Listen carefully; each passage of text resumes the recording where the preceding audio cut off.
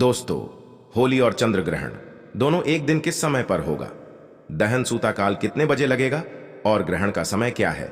आइए इस वीडियो में जानते हैं। दोस्तों, आपको बता दूं कि इस बार होलिका दहन 24 मार्च की देर रात्रि तक किए जाएंगे और दोस्तों, फाल्गुन माह की पूर्णिमा जो तिथि है 24 मार्च को 9:54 में ये शुरू होगा। तो आइए सारी जानकारी इस वीडियो में बताऊंगा। वीडियो को ध्यान से देखना है, ध्यान से सुनना है। तो दोस्तों, इस बार चंद्र ग्रहण होली पर लग रहा है और दोस्तों ये किस राशि पर लग रहा तो ये भी मैं आपको बता दूं। ये कन्या राशि पर विराजमान रहेंगे और होलिका दहन पूर्णिमा के दिन होता है, क्योंकि दोस्तों भद्रा का साया भी इस दिन देखने को मिलता है। तो मैं भद्रा काल भी बताऊंगा। भद्रा के समय में भूल करके कभी भी होली का दहन नहीं करना चाहिए, अन्यथा बहुत ही ज्यादा नुकसान होता है। क्योंकि दोस्तों भद्रा के प्रभाव से रावण जैसे बच नहीं सके तो हम साधारण मनुष्य हैं, तो कब होगा? होलिका दहन तो 24 मार्च की देर रात्रि तक होलिका दहन किए जाएंगे। पूर्णिमा तिथि जो प्रारंभ होगी वह 24 मार्च को 9:54 में और ये जो समाप्त होगा वह 25 मार्च को दोपहर 12:29 में। तो 25 मार्च को क्या करेंगे? 25 मार्च को दोस्तों रंग उत्सव हम सब मनाएंगे। अब जानते हैं दोस्तों चंद्र ग्रहण के बारे में। तो 25 मार्च को चंद्र ग्रहण लगेंगे। जो चंद्र ग्रहण जैसे कि अमेरिका, जापान, रूस, आयरलैंड, इंग्लैंड, स्पेन, पुर्तगाल, Italy, Germany, France, Netherland, Belgium, दक्षिण नावे और अन्य प्रकार के जो फॉरेन कंट्री कहे गए वहां पे आसानी से देखे जा सकते हैं, लेकिन यह भारत में दिखाई नहीं देगा। इसीलिए दोस्तों यह चंद्र ग्रहण भारत में मान्य नहीं होगा। लेकिन दोस्तों राशि पर इनका शुभ प्रभाव और अशुभ प्रभाव ये देखने को जरूर मिलेगा। आइए कुछ जानकारी और बता दूं। दोस्तों होलिका दहन के मुहूर्त जानते हैं। तो दोस्तों होलिका दहन की जो तारीख है 24 मार्च 2024। होलिका दहन का जो मुहूर्त रहेंगे वह रात 11:01 से 12:27, अर्थात दोस्तों होलिका दहन का जो कुल टाइम रहेंगे जलाने के लिए वह 1 घंटा 14 मिनट भद्रा का जो समय रहेगा दोस्तों शाम 6:33 से 7:43 तक, और भद्रा का जो मुख्य काल रहेंगे 7:33 से 10:06 तक। लेकिन दोस्तों चंद्र ग्रहण होली के दिन लग रहा है। हालांकि दोस्तों ये हमारे भारतवर्ष में दिखाई नहीं देंगे, लेकिन इसके कुप्रभाव भारत के कुछ राज्यों पर अवश्य देखने को मिलेंगे और कुछ राशियों पर इनका कुप्रभाव अवश्य पड़ेंगे। दोस्तों अगर आप मंत्र से लाभ लेना चाहते हैं, कुछ उपाय करना चाहते हैं, तो इस वीडियो में मैं उपाय भी बता रहा हूं, जिन उपाय को करके आप कुछ ही समय में अपनी किस्मत को संवार सकते हैं, भाग्य उदय कर सकते हैं। और भी विशेष प्रकार के अन्य जानकारी इस वीडियो के अंत बताऊंगा। इस वीडियो को ध्यान से सुनिए, ध्यान से देखिए। मैं आज जो वीडियो बना रहा हूं इस वजह से बना रहा हूं, सारी जानकारी विस्तार से बताऊंगा। आखिर आप सभी दर्शकों में जो कि धार्मिक लोग होते हैं, जो ज्ञानी लोग होते हैं, या फिर जो लोग एस्ट्रोलॉजी से जुड़े हुए लोग होते हैं, ऐसे लोग आपको क्यों बोलते हैं कि ग्रहण के समय में जाप करें? आज मैं आप लोगों को बताना चाहूंगा, ग्रहण के समय में जाप करने से जो भी आप मंत्रों का जाप करते हैं, जो भी देवी देवताओं के आपको मंत्र मिले हैं, जैसे कि बहुत लोगों को कहा जाए तो जो लोग जैसे कि कर्ण भेदन के दौरान या फिर गुरु दीक्षा लेते हैं तो उस समय मंत्र दिए जाते हैं, अधिकतर गायत्री मंत्र ही दिए जाते हैं। कर्ण भेदन के समय तो गायत्री मंत्र को ही गुरु मंत्र बोला जाता है। जितना ज्यादा आप जो है ग्रहण के समय में गायत्री मंत्र का जाप करते हैं, उतना ही ज्यादा आपके अध्यात्म उन्नति होता है। गायत्री मंत्र का जाप करने के लिए बोला जाता है। बहुत से लोग बोलते हैं कि गुरु मंत्र का जाप करें, गायत्री मंत्र का जाप करें। गायत्री मंत्र को ही गुरु मंत्र बोला जाता है। अब ओम नमः शिवाय भगवान शंकर जी के पंचाक्षरी मंत्र का जाप कर सकते हैं। बहुत से लोग आपको सलाह देते होंगे कि महामृत्युंजय मंत्र का जाप करना चाहिए, क्योंकि महामृत्युंजय मंत्र ग्रहण के दुष्प्रभाव से हमें बचाते हैं, ग्रहण के प्रभाव को समाप्त करते हैं। तो आखिर हम मंत्र जाप क्यों करते हैं? ग्रहण के समय में जाप करना क्यों जरूरी है? तो मैं आप सभी दर्शकों को बताना चाहूंगा। ग्रहण के समय में जो भी मंत्र का जाप करते हैं, कोई सा भी आप मंत्र उठा लीजिए, तो उनके सीधा ऊर्जा का प्रभाव आप जो जाप करते हैं, आपके सीधे जाप जो भी देवी देवता के मंत्र जाप करते हैं वहां तक की सीधा पहुंचते हैं। मान के चलिए आपने भगवान शंकर जी के ओम नमः शिवाय मंत्र का जाप करना ग्रहण के समय में शुरू किए, तो ओम नमः शिवाय आपके द्वारा जो निकल रहे ध्वनि मंत्र से वह सीधे भगवान शंकर जी तक पहुंच जाते हैं। और आपके मंत्रों के कारण जो ध्वनि भगवान शंकर जी तक पहुंचा और आपने जो भगवान शंकर जी से गुहार लगाए, आपने भगवान शंकर जी से जो आपने प्रार्थना लगाए, तो वह प्रार्थना तत्काल पूर्ण होते हैं। क्योंकि ग्रहण के समय में देवी शक्ति और असुरी शक्ति ये दोनों शक्ति विद्वान हो जाते हैं। संसार में सभी दर्शकों को बताना चाहूंगा, जितने भी देवी देवता हैं वहां तक पहुंचने के लिए पुंज स्थापित किए गए हैं। पुंज अर्थात हम एक प्रकार के बोल सकते हैं ताला। अब कोई भी देवी देवता के मंत्र जाप करते हैं तो वह मंत्र सर्वप्रथम सिद्ध होते हैं। वह मंत्र जितना ज्यादा जाप करते हैं उतने ज्यादा वह मंत्र तत्काल प्रभाव देते हैं, सिद्ध होते हैं। तब जाकर के कोई भी देवी देवता तक वह मंत्र की जो ऊर्जा होती, शक्ति होती है, पहुंचते। तब आकर के देवी देवता आपको दर्शन देते हैं। आपने देखा होगा प्राचीन समय में बहुत से संत महात्मा हुए हैं, प्राचीन समय में बहुत से असुर लोग हुए हैं, बहुत से देवी देवता हुए हैं और कठोर तपस्या की है।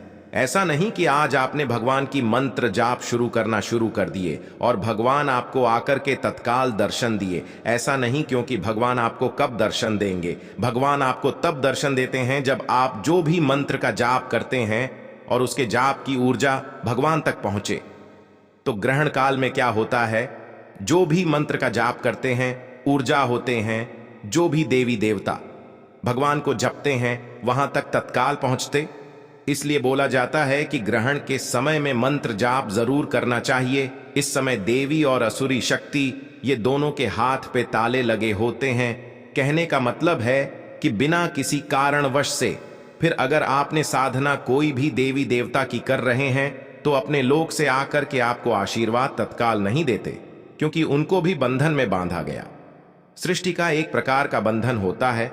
कोई भी देवी देवता तत्काल प्रसन्न होकर के आपको वरदान नहीं दे पाते, लेकिन ग्रहण के समय में मंत्र जाप करते हैं तो आकर के उन्हें देना पड़ता है।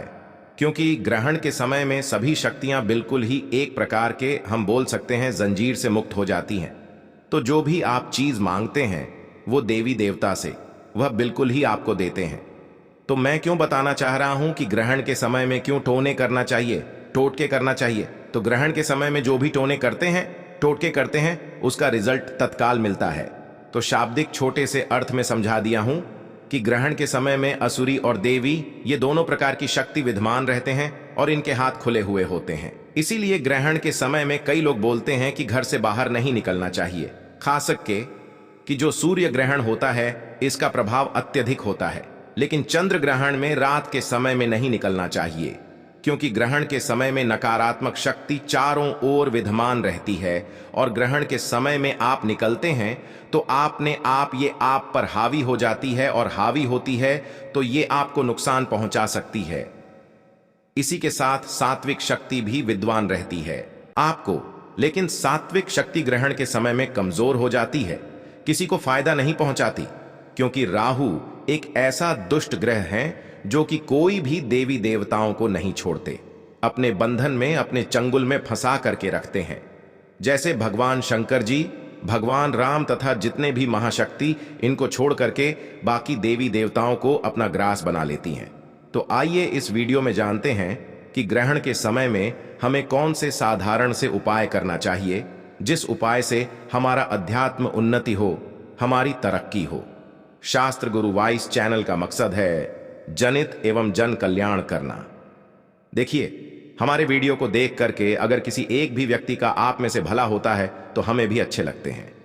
हमारे चैनल का मकसद है जनहित एवं जन कल्याण करना। हम सरल से सरल आसान उपाय बताते हैं, जिस उपाय से आप सभी दर्शकों की गरीबी मिटे, आप सभी दर्शकों का कल्याण हो। इसलिए आप हमारे चैनल शास्त्र गुरु वाइस को सब्सक्राइब जरूर करें। हमारे चैनल का मकसद है सनातन धर्म की जानकारी आम जन तक फिर से पहुंचाना, और हिंदू धर्म में जितने भी जो सही जानकारी, वो सही जानकारी आप सभी दर्शकों को फिर से बचाना, बताना। देखिए, शास्त्र गुरु वाइस चैनल का ही नाम है, क्योंकि प्राचीन ज्ञान हमारे भारत भूमि से तरक्की हो रही है। अभी तक आपको किसी ने नहीं बताया होगा कि ग्रास में देवी और असुर शक्ति घूमते, साथ ही साथ ग्रहण के समय में मंत्र जाप करते, क्यों तत्काल रिजल्ट देते हैं।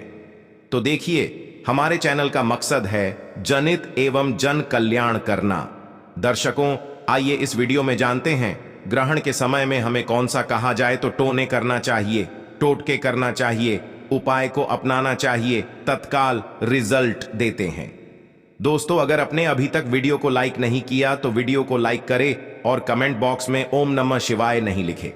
दोस्तों, आज मैं आप लोगों को यहां पर बहुत सारे उपाय बता रहा हूं। जो उपाय आपको अच्छा लगे, जो उपाय आपको बन पड़े, वह उपाय जरूर करिएगा। तो देखिए, बेरोजगार लोग या मनपसंद जो लोग नौकरी प्राप्त करना चाहते हैं, ऐसे लोग चंद्र ग्रहण पर मीठे चावल, ध्यान से सुनना, मीठे चावल को कौवे को खिलाना चाहिए।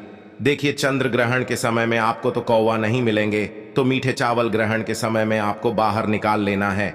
ठीक है, मीठे चावल आपको बाहर निकाल लेना है और इसके दूसरे दिन आपको कौवे को खिला देना है।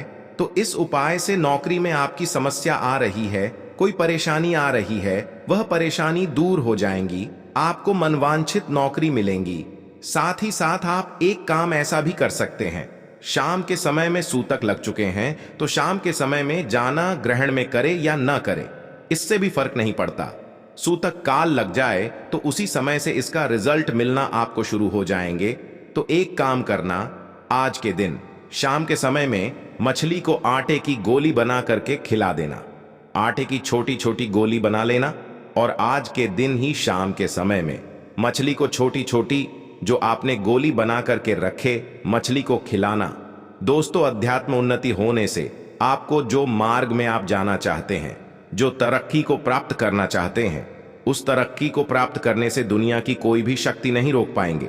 ग्रहण के समय में ये बिल्कुल ही अपना प्रभाव दिखाते हैं। आइए इस वीडियो में जानते हैं।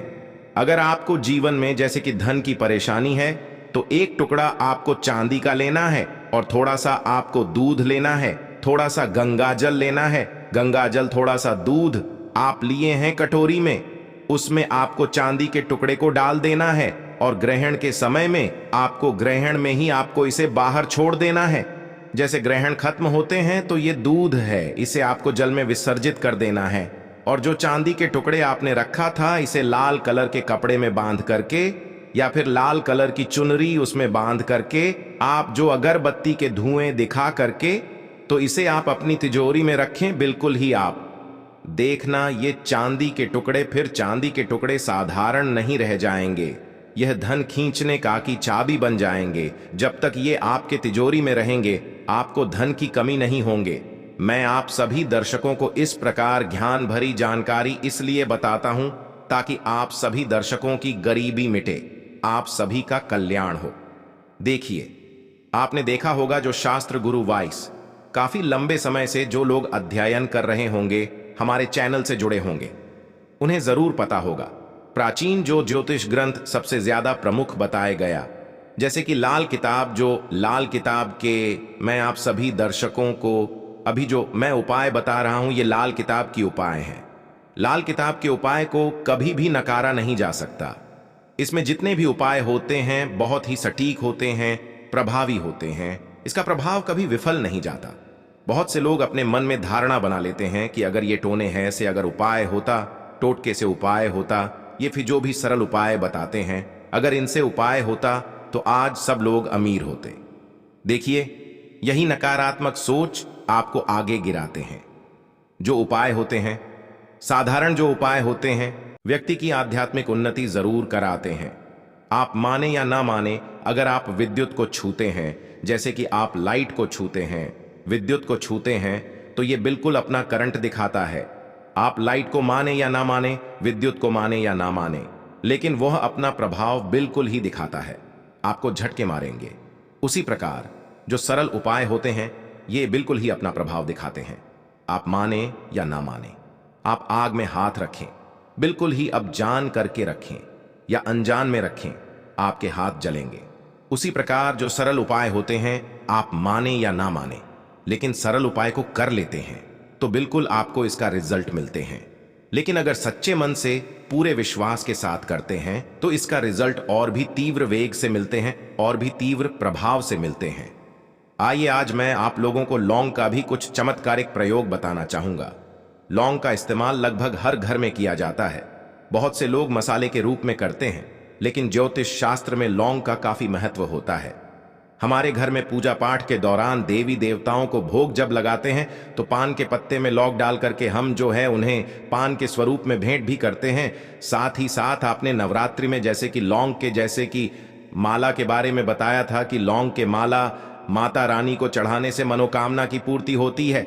जैसे 108 लौंग है, कोई भी व्यक्ति अगर नवरात्रि के समय में करते हैं तत्काल रिजल्ट मिलते हैं। भैरव बाबा को प्रसन्न करने के लिए लौंग का प्रयोग करते हैं। तो आइए चंद्र ग्रहण के समय में हमें लौंग का कौन सा किस प्रकार से प्रयोग करना चाहिए। तो ऐसा माना जाता है कि लौंग के टोटके से राहु और केतु ये दोनों का दुष्प्रभाव समाप्त होता है। और राहु और केतु ये दोनों ही चंद्रमा और सूर्य को ग्रह। तो चंद्र ग्रहण के बाद अब को लौंग का दान ध्यान से सुनना। लौंग का दान किसी योग्य ब्राह्मण को जरूर करना चाहिए। इससे राहु और केतु का दोष समाप्त होते हैं, आपके घर में खुशहाली आती है। अगर कोई भी व्यक्ति ग्रहण के कुप्रभाव से बचना चाहते हैं, कोई भी ब्राह्मण को जा करके आप जो है 1-2 लौंग बिल्कुल ही दान कर दीजिए। लौंग के दान करने से राहु और केतु यह दोनों के दुष्प्रभाव समाप्त होते हैं। इसके बाद धन प्राप्ति करने के लिए मैं अचूक प्रयोग बता रहा हूं, कार्य में सफलता करने के लिए। फिर आप अपने धंधा पानी में बढ़ोतरी करना चाहते हैं, आप चाहते हैं कि जो रोजगार है तेजी से चले, आपका व्यापार और भी प्रगति पे पहुंचे, जहां पे आप लेकर के जाना चाहते हैं। तो एक काम करना, ग्रहण के बाद शिवलिंग पर ध्यान से सुनना। ग्रहण के बाद सर्वप्रथम तो आपको स्नान कर लेना। स्नान करने के बाद ग्रहण के बाद भगवान शंकर जी को जल का अभिषेक करना। इसके बाद आपको क्या करना है, आपको संकल्प लेना है। कैसे संकल्प लेना है कि हे भगवान शंकर जी महाराज, मैं संकल्प लेता हूं, मैं 108 आपको लौंग समर्पित करूंगा और यह लौंग मैं आपको इस मनोकामना की पूर्ति के लिए समर्पित करूं। और आपको मनोकामना ग्रहण के बाद आपको यह काम करना है, तत्काल इसका रिजल्ट मिलेंगे। क्योंकि ग्रहण के बाद भी देवी शक्ति और असुरी शक्ति काफी हद तक यह विद्यमान रहती, अपने लोक तक नहीं पहुंच पाती। और संदेश भगवान शिव तक पहुंचाने में जो भगवान शंकर के गण होते हैं वह भी काफी सहायता करते हैं। तो ग्रहण के बाद आपको भगवान शंकर जी के शिवलिंग पर मनोकामना बोलते हुए आपको 108 लौंग चढ़ा देना है। लेकिन किस भाव से चढ़ाना है, आपको श्रद्धा भाव से। जैसे कि भगवान शंकर जी हमारी ये है, वो मनोकामना बोलना है और फिर ओम नमः शिवाय बोलते हुए एक लौंग आपको फिर चढ़ाना है। फिर आपको अब भगवान शंकर जी से प्रार्थना लगाने मनोकामना बोलना है। फिर ओम नमः शिवाय बोलते हुए दूसरा लौंग चढ़ाना है। इस प्रकार केवल आपको यह उपाय एक ही दिन करना है। ग्रहण के बाद 108 लौंग चढ़ाना आपके तकदीर बदलने से, आपके किस्मत बदलने से, आपको धनवान बनने से दुनिया की कोई भी शक्ति नहीं रोक पाएंगे। बस सच्चे मन से पूरे विश्वास के साथ ये उपाय आपको करना है और इसका रिजल्ट आपको तत्काल मिलेंगे। तत्काल का मतलब है कि जिस समय से आप लौंग चढ़ा देंगे उसी समय से आपके जीवन में प्रगति आना शुरू हो जाएंगे। और अब खुद देखना, आपके जीवन में उसी समय से बदलाव आना शुरू होंगे। साथ ही साथ अगर आपको भारी भारीपन लगता है या फिर किसी ने आपकी किस्मत को बांध दिया, आप आगे नहीं बढ़ पा रहे, बहुत सारे लोग ऐसे होते हैं, ना तो इन सारे चीजों से भी आप छुटकारा पा जाएंगे। आपके शरीर रोगग्रस्त रहते हैं, रोगग्रस्त भी दूर हो जाएंगे।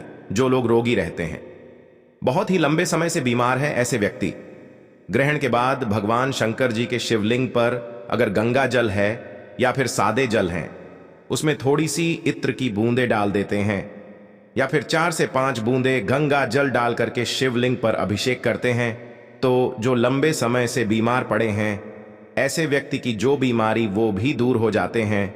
ऐसे व्यक्ति स्वस्था हो। तो आज की जानकारी यहीं पर समाप्त करता हूं। दर्शकों, यह जानकारी कैसी लगी हमें कमेंट बॉक्स में जरूर बताइएगा और ओम नमः शिवाय लिखना ना भूलें।